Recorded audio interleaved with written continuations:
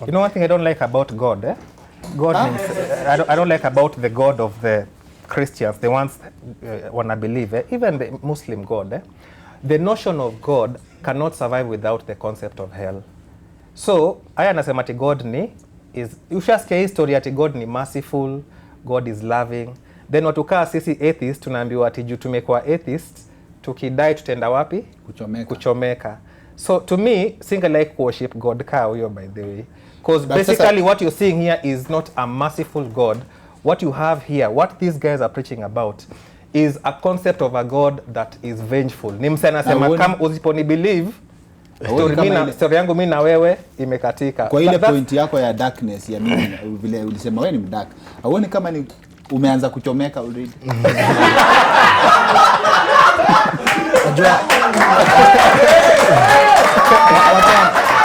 Wacha to argue too naturally. You know nikaa kusema I don't like the essence of my mother. Juali niambia nikifanya hivi atanichapa. Then that must be a very bad mother kwa sababu aliniambia if I do this atanichapa, and yet my mother is full of mercy. Now it is the same thing because when we present God as a father.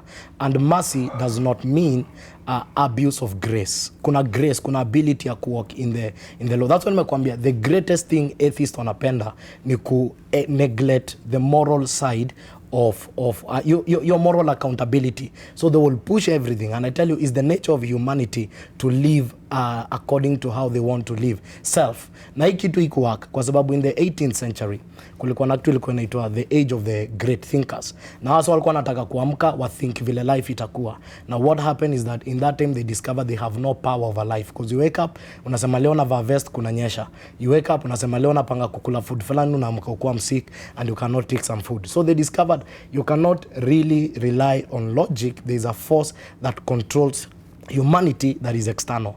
These things are historical in nature. It's not the first time we'll have atheists in Kenya. These are not the last atheists. But the other thing is, again, when you go through back history, they've been addressed, they've been answered. Christianity, haija neglect stories za kureason. One of the greatest thinkers in the Bible, akina St. Thomas of Aquinas, ndio the fathers of philosophy, even globally, whatever na teach you kwa schools nowadays, hao ndio walikuwa pioneers of philosophy. Ukisoma writings za Calvin, ambaye alikuwa ni one of the preachers wa Queen, writings zake ndio zinatumikanga kwa theological school. So Christianity is not the absence of logic. Okay. Christianity is, a faith that can be justified, proved, and right now we can monitor progress over time and say this is happening.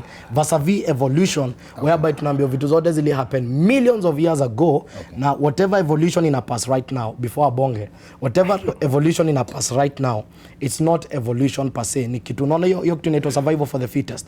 Research ilifanywa Sweden, wakaleta kuku wakaiweka kwa place ilikuwa strained, na hizo kuku zika develop kitu inaitwa adaptability na mutation of genetics. So naturally whatever we have today is not evolution. People are adapting. Si ati ukipelekwa Iceland utakuwa bear. Ukipelekwa Iceland utadevelop nywele as a way of adaptation, kwa sababu it's a place that is cold. So adaptability and mutation of genetics is not evolution. That's what they will never tell you, because evolution iko na propaganda. Sawa. Kuna story amesema about ati wa mother wanafaa wachape watoi, hiyo sipo. Ni sawa. Utarespond kwa hiyo. Na before that you were baptized in Kakamega. Yes. Right? Yes. Alafu umesikia some of the theories sema kama hii ya Christianity iko supported na theory ya kuku. Kuku zilia kwa mali for adaptability. I don't think we would have gotten the results, but now hii part ya Mr. T anasema inaitwaje, ame-explain hiyo part ya vile kuna backstory na everything. Na vitu zingine vile zi happen maisha yako yote growing up. Umaiota na kitu ika happen, because as an atheist, ama tukiongea hata before ulikuwa una believe a human being is a human being. Wewe ni hivyo, ni cells in your body. Zikisha ni hivyo, si ndio? Do you dream? Yeah, me I dream. Nisha dream. Na kitu ika happen. Nisha dream, kuna vitu zingine coincidentally nisha dream. Yes. Nikaikamkona kwa reality. Bas. 20 marks. 20 marks. No, I think kuna kitu moja nitaka ku explain about survival ya religion. You've heard of unajua Pastor Nganga? Kuna Pastor Nganga, kuna Pastor. Hiyo iletwa sana, but hapa kwa dream kwanza before. Hiyo dream nataka ku explain. So kuna vitu zinaitwa coincidence.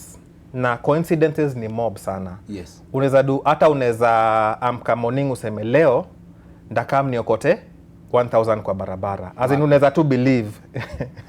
Nice. Then unasema tu okay, leo niko na hii I believe leo this thing will happen. Unaweza amka ujiambie hivyo Yes. Then utembee nini mchana upate hiyo kitu ime happen. Wow. Unaona?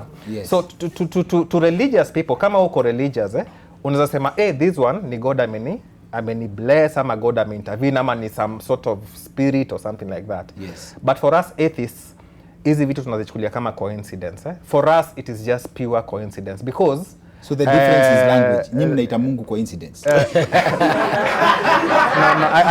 I think for us kitu important ni so long as hakuna concrete evidence ya kitu. For example, ukianza kusema ati uli dream alafu kitu ikafanyika, then you try to tie that to the idea that God doesn't exist, but then those things are not even related. Ile ilifanyika tu uli dream na kitu ikafanyika. Hakuna relation. Yeah, I mean ukisema ni God, hiyo inamaanisha God doesn't exist.